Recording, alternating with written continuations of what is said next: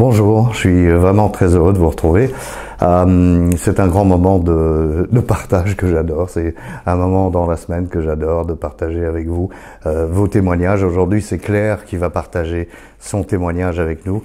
Vous allez voir, c'est très bien écrit et ça fait réfléchir. Je vous rappelle quand même une chose avant de démarrer. N'oubliez pas que partager ces vidéos, c'est extrêmement important. Donc vous cliquez partager, que ce soit sur la chaîne ou sur les comptes, parce que comme ça on va pouvoir la partager avec un maximum de monde et à la longue, eh bien, on sera plus nombreux à partager nos expériences, puisque finalement c'est le but que je recherche. Je rebondis donc sur mon expérience, puisque je m'étais promis de la partager. Je suis une bonne buveuse, une bonne vivante. J'ai commencé tôt à faire la fête et celle-ci ne m'a jamais vraiment quitté. C'est comme ça que démarre votre témoignage, Claire, merci beaucoup. J'ai toujours bu, plus que mon entourage, mais cela n'a jamais à proprement parler causé des dégâts apparents. J'aime beaucoup le terme. Causé donc des dégâts apparents dans ma vie. On va dire que son effet à long terme a été, hier encore, sournois. J'utilise l'alcool comme soupape, antidépresseur et moyen d'évasion qui a fait ses preuves. Alors oui, je crois qu'on est tous à la recherche de la même chose, c'est de l'anesthésie et on le fait avec différentes substances, mais on se rend pas compte qu'on est en train de faire moins bien que ce qu'on cherche à faire, c'est-à-dire d'aller mieux.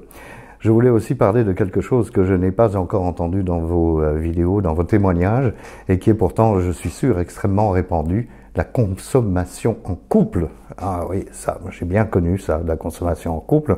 Il est encore plus difficile d'arrêter ou d'instaurer une certaine hygiène de vie quand l'autre nous tente tous les soirs. Surtout quand à un certain moment, la communication ne passe plus que par ces moments d'apéro.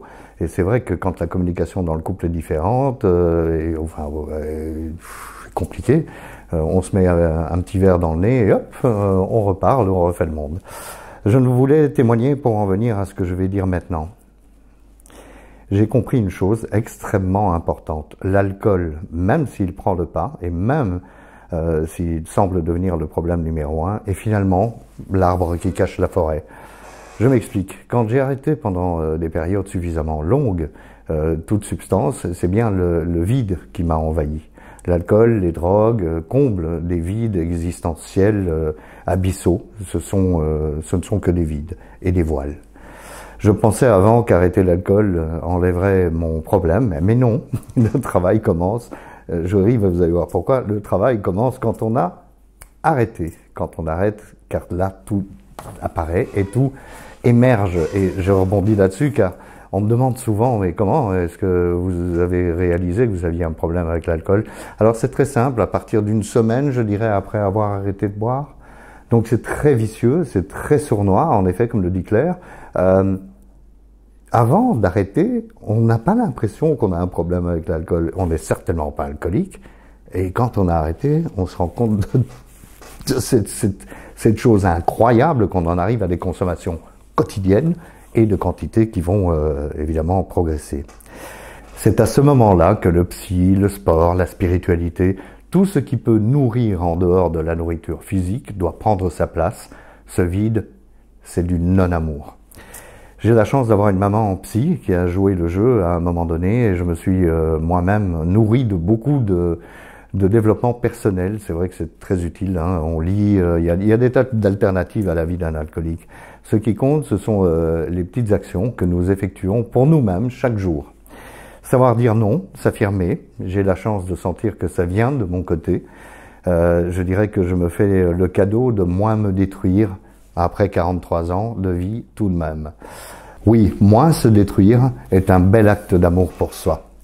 Pour ma part, j'ai arrêté le cannabis et l'apéro 4 fois par semaine depuis 2 mois.